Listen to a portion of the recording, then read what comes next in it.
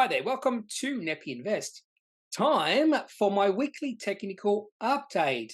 In this video series, I look at charts for about 6 to 8 companies, typically ASX companies. Sometimes I look at companies listed on the Nasdaq, New York Stock Exchange. Occasionally I look at charts, the XGO, Nasdaq. Sometimes I even look at some commodity charts like gold or silver. Today, however, I'm going to show you a plethora of different charts, quite a few indices, quite a few commodities, and also quite a few ASX stocks. I was also going to include some companies on the Nasdaq and New York Stock Exchange, but I decided it was just too many. First chart we want to look at is the XJO, which is sort of the ASX 200 here. And it's starting to look a little bit more positive than it has been throughout most of 2022.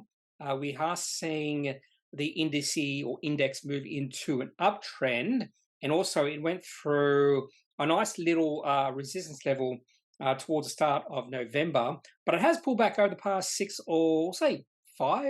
trading days. So it has pulled back from 7,360 down to about 7,200, and I think it will also we'll also see another drop on Monday with the American markets down on Friday. If we take a look at the weekly chart, so I'll quickly do the weekly chart here.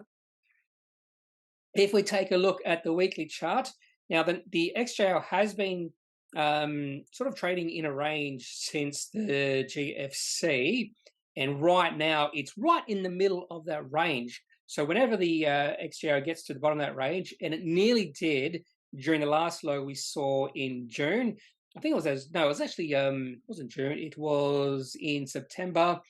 We almost saw the XJO reach the bottom of that trading channel. So right now in the middle, so it looks a little bit more bullish than it has been. But when you compare this to the Nasdaq is looking way more bearish. So let's have a look at the Nasdaq. And this is first the weekly chart. So leading up to really the start of this year, the Nasdaq had been on a massive tear. Even during the COVID-19 financial panic, that didn't stop it from going on this massive tear. And I have to say that the reasons why the Nasdaq really jumped high during the later period of 2020 into 2021 was because of stimulus and because of low interest rates. Sort of companies that do benefit from that are non-profitable tech companies. Now, non-profitable tech companies don't benefit from rising interest rates, and that's why the Nasdaq is looking a lot more bearish. If we have a look at the daily chart, this is quite a bit different than the XGO. In fact, this is a well-defined downtrend right now. In fact, I haven't got a line on this, but if you draw a downtrend line, it almost connects. These high points almost connect to this downtrend line. And not only did we see sort of a double bottom on the XGO, we're not seeing that. And in fact, the most recent lows we saw in October were the long-term lows as well. So what we've seen in the Nasdaq over the past few months, might be just a dead cat bounce or a bear market rally. That remains to be seen. Now, the market has been excited over the past, say, few weeks because of lower than expected CPI numbers. But that's not really something to get excited about, simply because retail numbers have been way better than it should be with with central banks raising interest rates. So people are still spending. And the reason they're still spending is because unemployment levels or employment levels are either really high or unemployment levels are really low. So no one's losing their jobs at this point in time. That could change over the next few months. And also, I think there's still a lot of stimulus has still to be spent. So saving levels are starting to drop, particularly in the United States, but they haven't dropped all that far in Australia. So that's one of the reasons why these raises in interest rates haven't quite suppressed retail spending just yet. And that's a very important word, just yet. It might. And if we do see some really weak retail numbers come in, say during 2023, I think there is further to fall for the markets. Now, when you look at the Dow Jones, which goes way back into 1800s, this is similar to the XJO. So a lot of non-tech companies are on the Dow Jones, and this is a lot more bullish. In fact, fairly similar with the Dow Jones actually moving through that downtrend line towards the start of November, which is very similar to the XGO. And if we look at the S&P 500, which is sort of a combination of the Dow Jones and the Nasdaq, this is fairly similar to the Nasdaq, which probably makes sense. And in fact, we can draw another downtrend line, almost perfect downtrend line. So if you are a technical analyst, a chartist, what you will, I think this downtrend line is going to be really important because this looks like a fairly strong downtrend line for the S&P 500. It has now touched it 3 times in financial year 22. First time was in March, second time was in August, and then we saw it touch it again towards the end of November, start of December, and we now are starting to see the S&P 500 drop from here. So the downtrend is still in play. The bear market is still there. So even though the XGO looks a fair bit more bullish and the Dow Jones looks a lot more bullish than the S&P 500 and the Nasdaq, I think there is still more to fall. We can't confirm that we are now into a bull market at all. I've heard some commentators say we're now in a bull market. That's absolutely rubbish, in my opinion. Now let's have a look at some commodities. I'm fairly bullish on gold long term, even short term. We had seen gold move into a downtrend, reached the highs back in March, and then it hit resistance level. We can see back in March, I don't know if you can see my mouse here, back in March, hit a resistance level and then pulled back. It seems like traders know what they're doing. Well, maybe not know what they're doing, but they really respect resistance and support levels. And then we saw, I probably wouldn't define this as a triple bottom because the 3 times it tested 1620, which was a support level, were very close together. When I do see a triple bottom or double bottom, I want the bottoms to be fairly wide apart. Now, after it hit that bottom towards the start of November, we have seen the gold go on a really nice rally, increasing from 1620 to a current price of about 1800. So it does look like gold is moving into a potential new uptrend. We'll have a look at Bitcoin. So these are not in any order at all, and Bitcoin is in a downtrend. All cryptocurrencies, I'd say, are in downtrends right now, and the downtrend really began in December 2021. So it's been moving down for almost a year. When it moved into that downtrend, the price of Bitcoin was around about just under $50,000. Now it's $17,163. No end in sight to the downtrend of Bitcoin. There was a nice little support level right on 18,000, but it dropped through 18,000 during that FX exchange silliness that happened. You can see 2 big down days on the Bitcoin. That was on the 8th of November and the 9th of November. It fell from about or just above 20,000 to 16,000 and it moved through that support level. So now that support level is resistance and Bitcoin's just going sideways. A lot of volume coming through, no sort of rally in the price of Bitcoin. So I think there is potential for further falls in not only Bitcoin, but also other cryptocurrencies. I am thinking of setting aside some money and waiting for a shift in sentiment to Bitcoin. No, not sure how long that's going to take, but if it does happen, I am willing to trade Bitcoin, willing to trade Ethereum as well. Now on to copper. Copper futures here. Copper is trying to move into an uptrend. Just like gold, it had been moving down since about March and now is starting to move up over the last few months.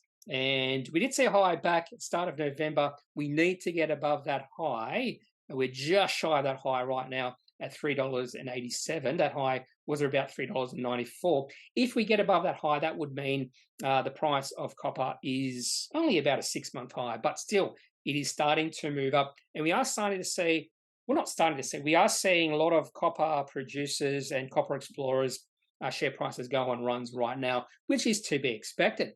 On the flip side, and when I say flip side, I'm meaning going from a commodity that looks like it's moving into an uptrend to a commodity that's in a downtrend, and that's oil. This is moving down, which is good news. This is great news for those who like to do a lot of driving. Price of oil is definitely in a downtrend. It has moved through a support level at around about $75 and now is at $71.47. And this is starting to look like a well-defined downtrend in oil. So that should mean the price of petrol at the pump should be going down. There's always going to be a lag there. Lag I've heard is about 4 weeks, but it should be going down today.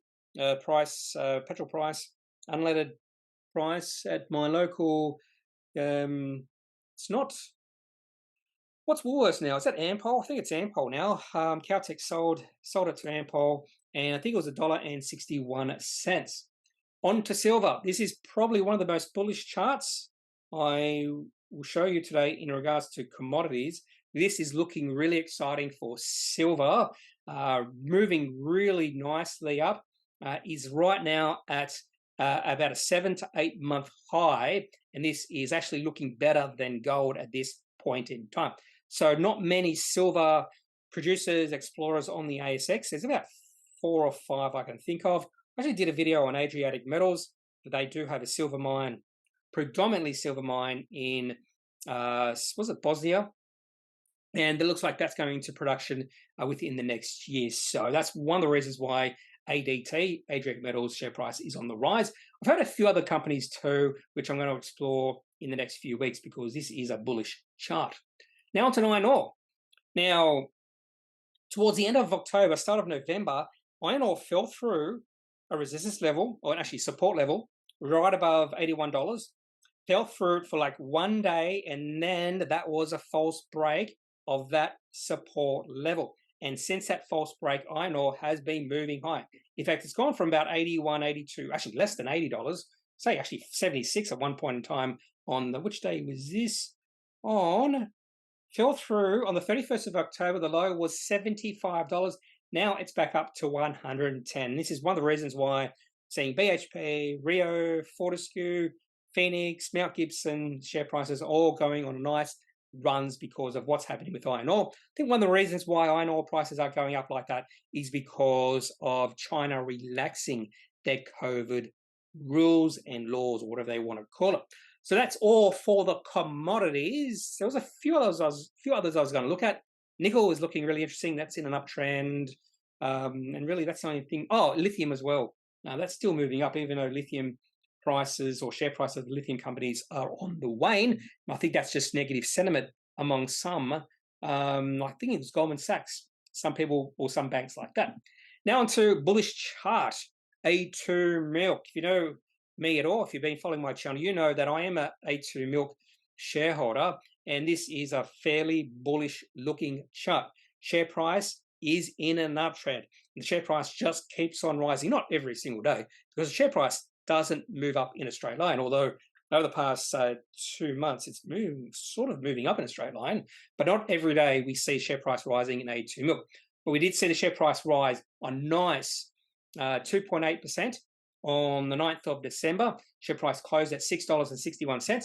Last time the share price of A2 milk was at $6.61 was in October last year. So we are at more than a 1-year high for A2 milk. So in fact, there is positive sentiment behind this company right now. We are starting to hear more and more fund managers getting interested in A2 milk. The only negative thing I heard about A2 milk was the price earnings ratio, 43.14. But, and this is a big but, during down cycles, so when we go into recession, if we go into recession, there's going to be a lot of companies with really high PEs, and that's the time to buy. So a company like A2 milk should have a really high P ratio, which might scare off some people, because more than likely the earnings for A2 milk will climb quite significantly compared to the most recent financial year, and that means that the P ratio should come down a fair bit, even if the share price rises. So I do think there is a high likelihood that A2 milk's profit in financial year 23, financial year 24 will be significantly greater than financial year 22. And I think that's why the market is excited about A2 milk right now. And that's something you also have to consider if we do go into recession, that a lot of companies will look expensive, but that should not be a deterrent to take into positions in those companies. And on the flip side, sometimes when PE ratio of companies look really low, that could be a sign that's not the time to buy in, particularly cyclical companies, particularly mining companies. I've talked about that before in some of my videos. Now onto mineral resources. Now this is interesting because there are some hyped up stocks on the ASX. When I say hyped up, I'm talking about commentators, professionals, those who are paid to buy and sell companies for other people, fund managers, things like that. Mineral Resources is probably one of the most hyped up companies among that group of investors. And that's why the share price right now is at $90.50. And even though the PE ratio is 47.29, even though dividend yield is only 1.1, I keep hearing people just rave about this company. This is a great company to have in your portfolio, that sort of thing. I do think it's a little bit overvalued right now. So even though I've mentioned looking at the PE ratio and seeing it's a high PE ratio, that could be meaning it's at the bottom of the cycle. For mineral resources, that's not true. And if we look at the weekly chart, there's been no cycle here for mineral resources. It's been on a tear since the end of the COVID-19 financial panic. Just before that panic, the share price of mineral resources was about $20. So it's increased almost 4.5 times since then, and share price at a record high. So I just think the main reason we have seen share price rise like this over the past 2.5, 3 years is because of fund managers getting a little bit too excited about this company. I have seen this a lot on the ASX. Fund managers sort of get together, just rave about a company on, and then the share price really takes off, and there's a lot of multiple expansion. And to be fair with you, if you look at mineral resources last year, it was a horrible year. So revenue fell from $3.7 billion to 3.4. Income fell from 1.3 billion to 349 million, and profit margins fell from 34% down to 10.2%. Now, mineral resources do lithium, iron ore, and when you look at the share price run, since about July, increasing from about $42 to $90, you can't explain that run just by looking at lithium and iron ore prices. So there's something going on here, and I think what's going on here is just overhyped among fund managers. They just need to hold this in their portfolio. Now, I would expect much better numbers in financial year 23. However, that's going to be dependent on iron ore prices, dependent on lithium prices as well. Another company is DDH1. I'll go to the daily chart here. I've been following this company very closely because there was a nice little resistance level just here, not a very, very strong resistance level, and it has just gone through that resistance level at around about, we'll say that's about 91 cents. Current share price of DD1H is 93 cents. This is starting to look much better. Markup of this company is $363 million. Dividend yield 5.6%. Price earnings ratio 9.6. And you can just see, if you can see, revenue increased from 295 million to 415 million. Profit increased, well, actually decreased from 57 million to 35.9 million. Profit margins also decreased. So I think I wouldn't say this is a turnaround story because revenue keeps on increasing, but I would expect margins to increase a little bit for this company. I think financial year 23 is going to be much better than financial year 22 in regards to profits and margins. And I think the market is thinking that as well, with the share price moving into an uptrend and now breaking above a resistance level. Now, I've mentioned that a lot of copper companies, producers and explorers, share price are moving up. One of the only ones that's not moving up is Copper Mountain. There must be some reason behind this. On the 10th of November, the share price fell 16.8%. Haven't explored why. Don't really need to explore why right now because there's a fair bit of negative sentiment around this company, even though it is a copper producer. If we have a look at the weekly chart for this company, there was a lot of hype about this company from the end of the COVID-19 financial panic when the price was around about 36 cents. Share price went to a high of $5.42 on the 10th of May 2021. You can see the price of Copper Mountain now decreasing all the way down to $1.98. So just looking at the daily chart, this is in a downtrend. So even though copper prices are rising, it's not or hasn't been beneficial for Copper Mountain just yet. One company has been beneficial, the rising copper prices, has been Aries Resources. Share price of this company fell to a low after a negative report on the 1st of November. So the negative report, share price fell 18%. So this was their quarterly results. A lot of negativity around Aries Resources then. Share price actually the next day fell to a low of 27.5 cents. Share price now is 63 cents. So the share price of Aries Resources has more than doubled since its low in only a month and a half, or just over 1 month. So this is looking like it's moving or trying to move into an uptrend. And of course, Aries Resources share price will be highly dependent on the movement of copper prices. So if you are very bullish on copper, Aries Resources is one company to have a look. Another company to have a look is Sandfire. And this has also benefited from rising copper prices. Share price has moved from just above $3.20 to a current share price of $5.67. So this is another potentially bullish looking chart. And again, just like Aries Resources, the share price of Sandfire is going to be highly dependent on the movement of copper prices. I'm not sure if Sandfire, so it says here, Sandfire Resources engages the production and sale of copper, gold, and silver. I haven't had a close look at Sandfire just to see if they are predominantly copper and silver and gold is just a byproduct of their copper mine. So I'm going to have a closer look at Sandfire. Now on to BHP, everyone's favorite mining company. Now, there is a dashed line at $48. Why do I have a dashed line at $48? Apart from the very fact that the share price right now is just below that level at 47.48. So let's have a look at the weekly chart.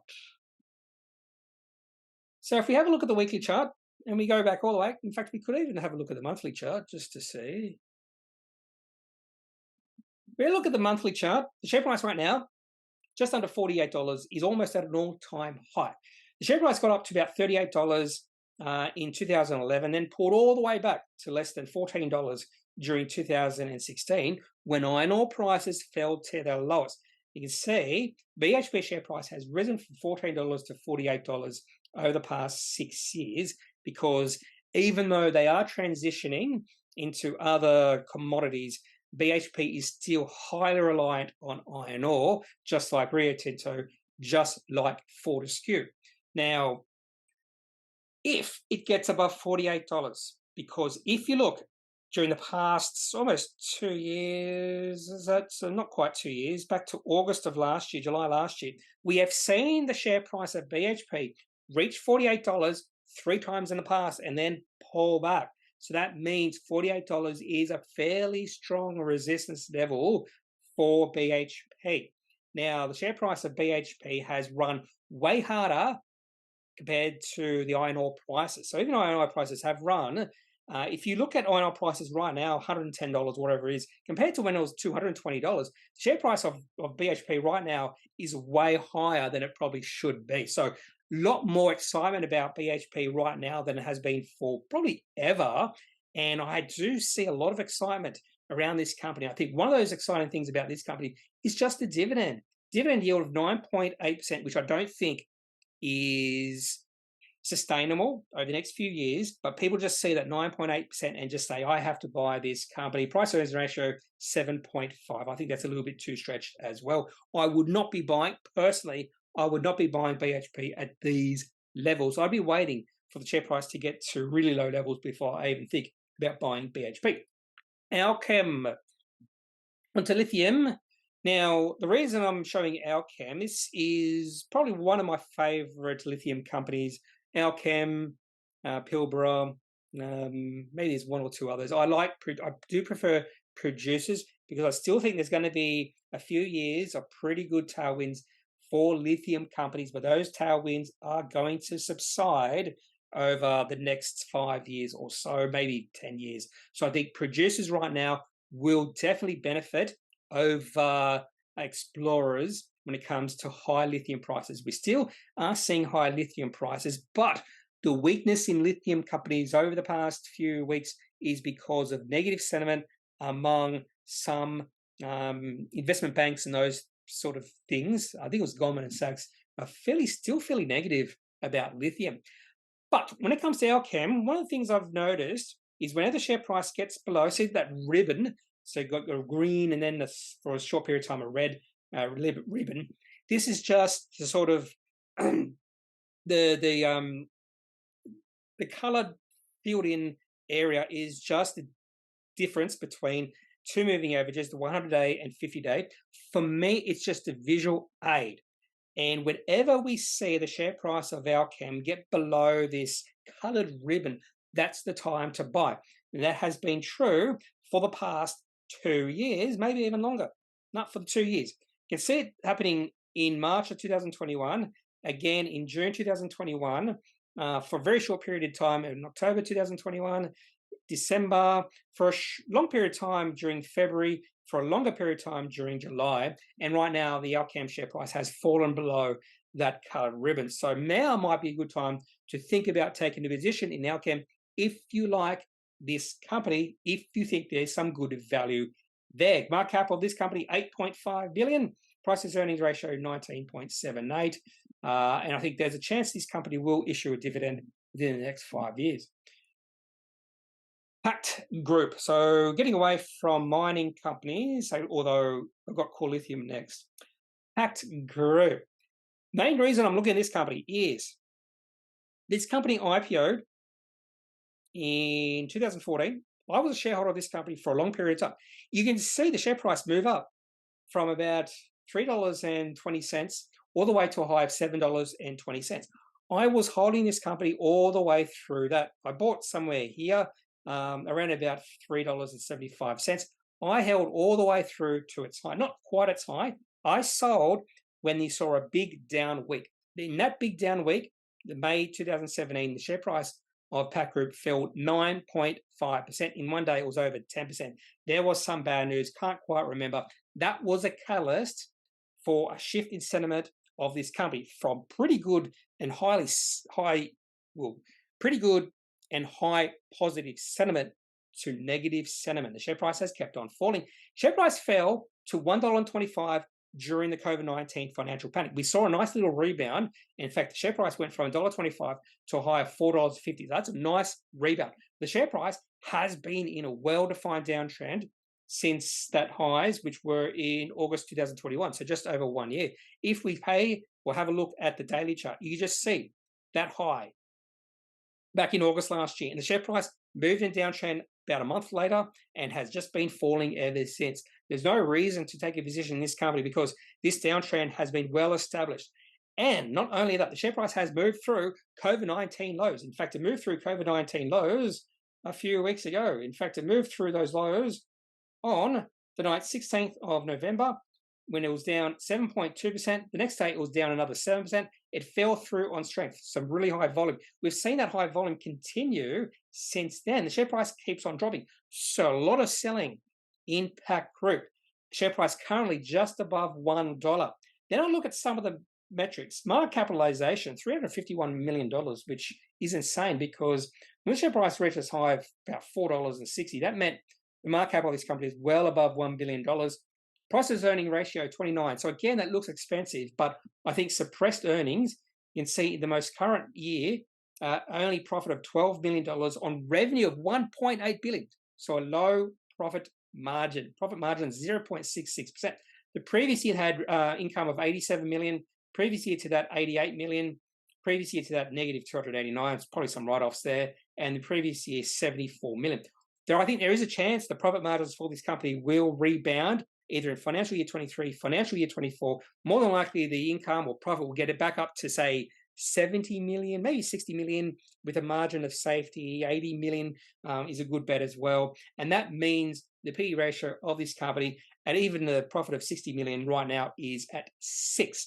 So potential value moving forward. But with the share price in a well-defined downtrend, no reason to take a position in this company just yet. That's in my opinion. You could think completely different if you like the value of that company right now. Now to Core Lithium. Okay, I had to include Core Lithium because there is a really good uptrend.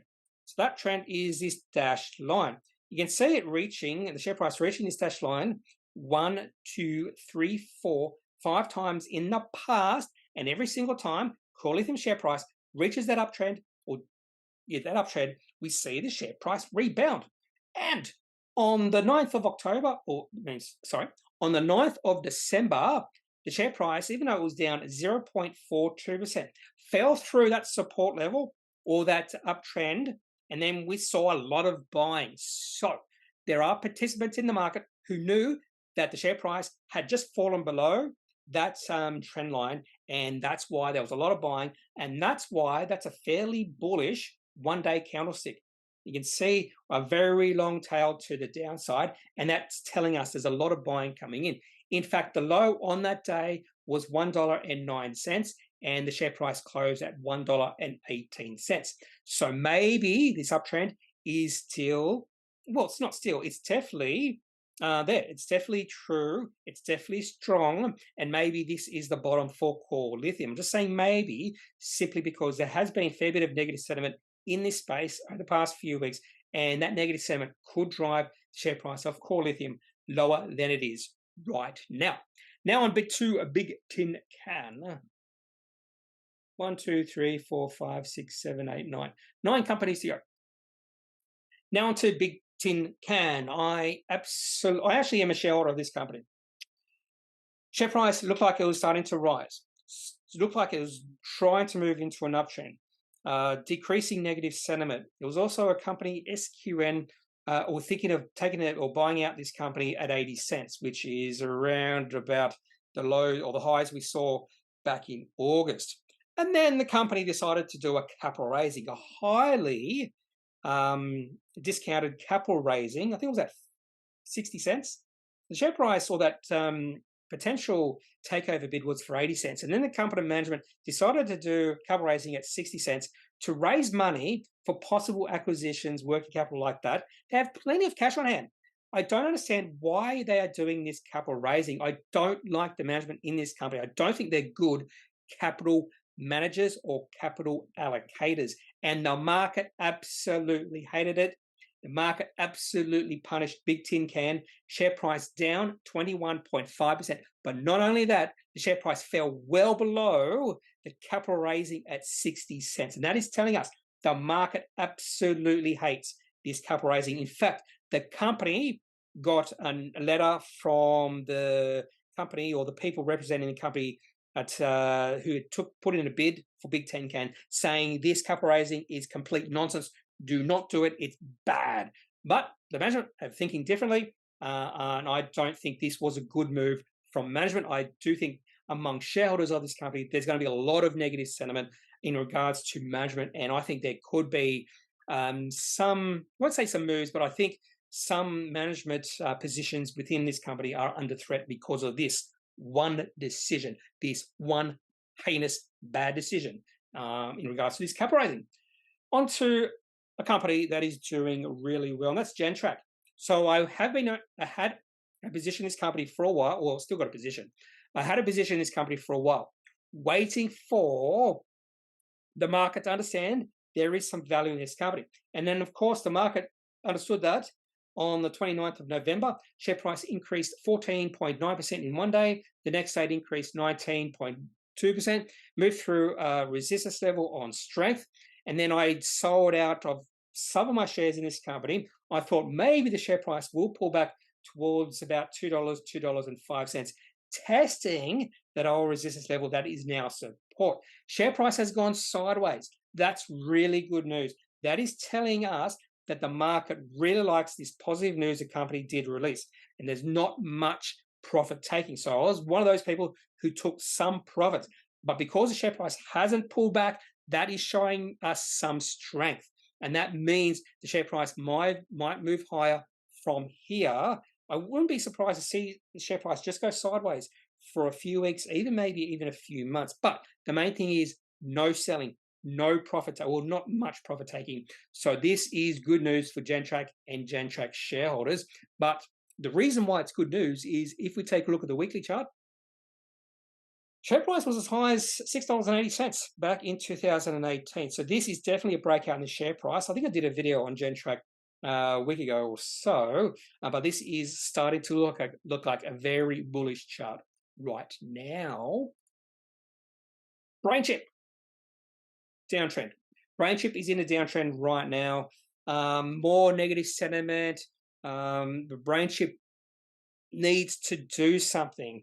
needs to show that they have a business model, that they can sell their chips, because right now at a market cap of $1.05 billion, there's a lot of skeptics out there that this is a real business. And that's why we are starting to see some selling. When they did release their September quarter results, the share price fell 21.2% because the market was disappointed in those results.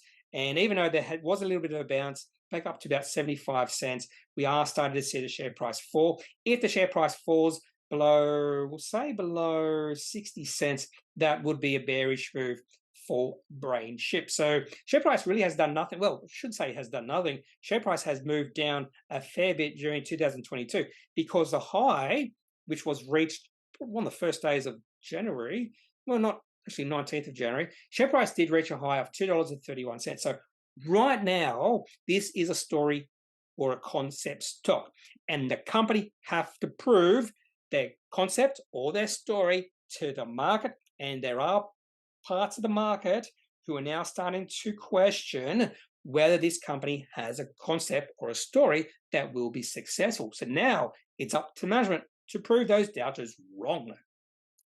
Cronus. So I put in a bid at 60 cents for this company. It didn't hit it. It's just stayed above 60 cents for the last 2 weeks. This is a nice looking chart, a nice little dip in the share price. The share price got above $1 for a very brief period of time. Then we saw the share price dip from $1 down to 56 cents. On that dip, there was a fair bit of action, high volume. You can see massive volume. On one day, the share price fell 23% on pretty big volume. The next day, the share price rose 5.2 cents on even higher volume. So that is telling us that there were some people in the market got excited about where the share price fell because of that 22% down day, and the share price is starting to rise gradually since then. So I think the selling has come to a stop. And one of the reasons why there was a sell-off was because some shares are coming out of the escrow, and I think that's in December, maybe it's soon. And there are some people who are scared about shares coming out of escrow because some people think as soon as shares get out of escrow, people are going to sell them en masse who have those shares coming out of escrow. That is not how it works. I have seen a lot of occasions in the past when shares come out of escrow and no one sells their shares, particularly because the share price is going up, is in an uptrend. And not only that, the company is profitable. They also have a dividend. So even though the market cap of this company is $363 million, they have a dividend yield of 1.52%, price earnings ratio of 52.8, which is not that high when you consider that the revenue climbed from 21.7 million to 67 million. Profit went from 1.4 million to 6.1 million. So this company is on the move. And that's why the market did get excited about this company from August all the way through to this little bit of sell-off in November. And that's why I put a bid at 60 cents. It hasn't been hit yet. Maybe it won't be at all. Collins Food, if you like KFC, I think they also own Taco Bell, stuff like that. But they put out a negative report on the 29th of November. Share price fell 20%. This was bad news. This is a catalyst to sell. When you see that sort of candlestick, when the high, so the shares opened at $9, that was the high for the day. The low of the day was $8.05, and that's where the share price or the shares closed at. So that is a very bearish day, and no wonder the share price has kept on falling from there. In fact, the share price has fallen from $8.05 to $7.45. If we take a look at the weekly chart, share price is still well above COVID-19 lows, but well below pre-COVID levels. I think there's a little bit too much negative sentiment, a little bit too much fear in this company right now. I think there is potential the share price of this company could get to really interesting levels over the next few months, particularly if this negative sentiment drives the share price down from here or further from here. So I've put Collins Food onto my watch list. It hasn't been on my watch list for quite a while. Now let's have a look at CBA. Very rarely take a look at CBA in one of my videos. And the reason I want to look at CBA is because the share price, just like BHP, did reach a few weeks ago, a really strong resistance level. Now, if we look at the weekly chart, and this should show fairly strong on the weekly chart, Whenever the share price of CBA gets above about $108, say $107, we do see selling. And we have seen a share price of CBA get above $108 1, 2, 3, 4 times in the past 1.5 years, and then we see selling. So that level right there, you could probably put the ultimate resistance level right there at $109. So I don't know why Commonwealth Bank right now is so much more highly valued. So the P ratio of Commonwealth Bank 17 right now. I think the lowest P ratio for the 4 major banks is ANZ at 10. I have a rule not to buy banks when the P ratio is at historical levels, historical highs. A P ratio of 17 for any of the 4 major banks is probably too high, and that's on the high end, what you usually see for banks. For ANZ, any P ratio less than 10 would be on the low end. I have taken positions in ANZ Bank, Westpac, NAB in the past 10 years when the P ratio falls below 10, and that has been successful trades for me in the past. I would never own banks for the long term. That even their yields aren't that exciting. Dividend yield for Commonwealth Bank is only 3.67%. Not much growth in these companies at all. So some might argue that during a high interest rate environment, these companies will benefit. That might be true, but if we move into recession, these companies do face their most stress under those certain circumstances. I don't know if there's going to be a recession or not. Another thing to keep in mind is the yields. Bond yields right now, the longer term bond yields are lower than the shorter term bond yields. And one of the ways companies or banks make money is by borrowing short and lending long. So if you borrow at with lower interest rates, which is usually what it should be, so those shorter term loans should be at an interest rate of 3.5%, while those long-term loans, those 30-year loans, should be at 4.5%. So there is sort of a margin there between the short-term borrowings or the short-term loan borrowings, short-term lending, and what they borrow or what they give to their people who want to buy houses and that sort of mortgages, whatever you want to call it. But right now, it's complete opposite. The short-term loans at yields on those short-term loans that the banks want to make so they can give money to those mortgage people actually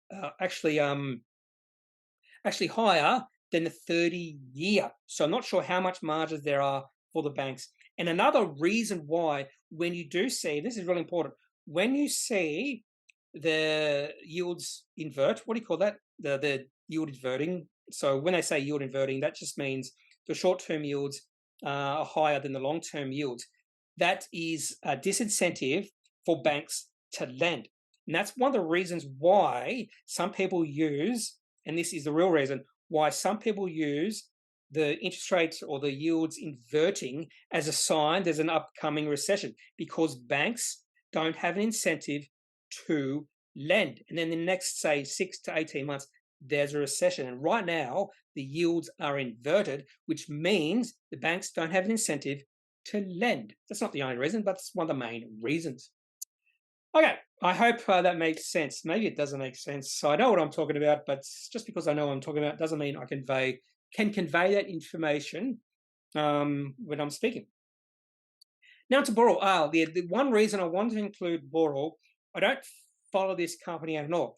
And then in February of this year, we saw the share price drop 41.8%.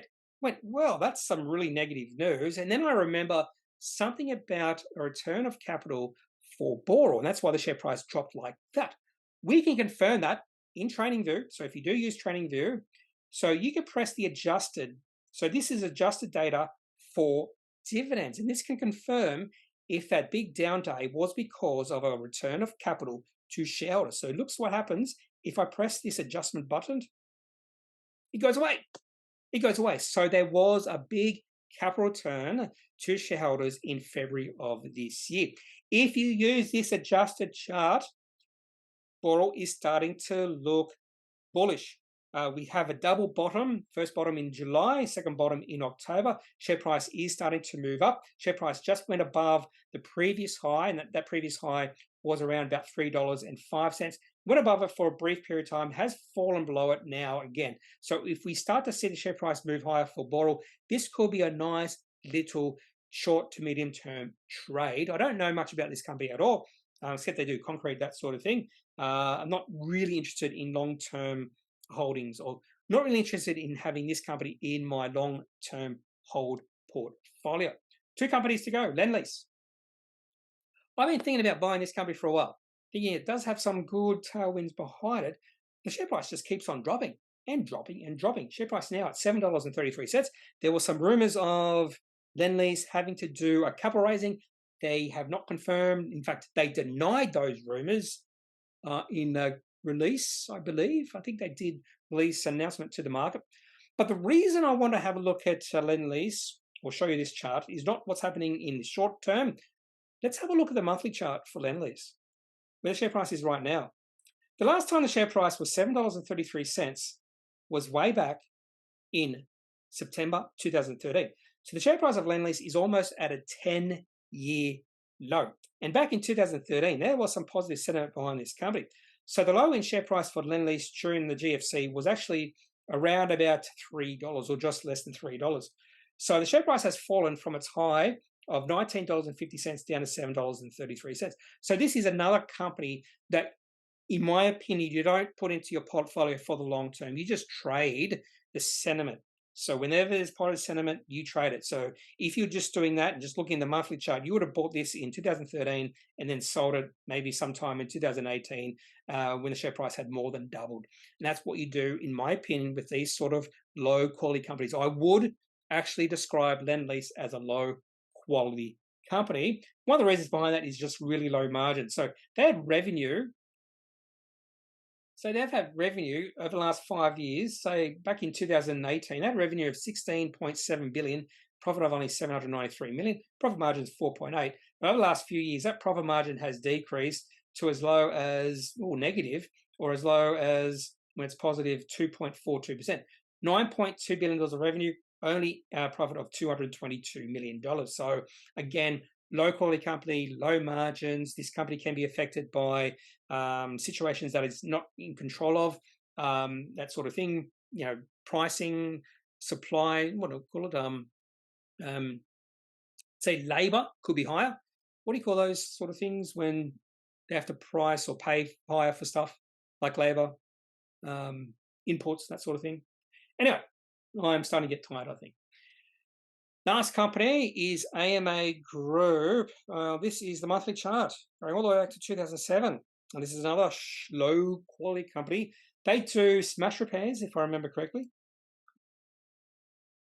AMA Group operates and develops complementary business in the automotive aftercare market. It operates the business through the following segments: vehicle panel repair and automotive parts and accessories. The vehicle panel repair segment engages in motor vehicle panel repairs, which I actually need because my car is damaged by hail. Anyway, you could just say this is definitely not one of those companies you just hold for the long term, expecting share price to go higher. Share price reached a high of about $1.40 in 2019 and a low, or a recent low, of about 12 cents. And that was recently. And share price has been as low back in 2009 of like 1.5 cents. 1.5 cents. So if you bought back in 2009 at 1.5 cents, which I could have confirmed that was the low. Yeah, it looks like the low was 1 cent. So if you bought on the 1st of April at 1 cent and just held on for the next 10 years, the value of your holdings would have increased from 1 cent to about $1.30.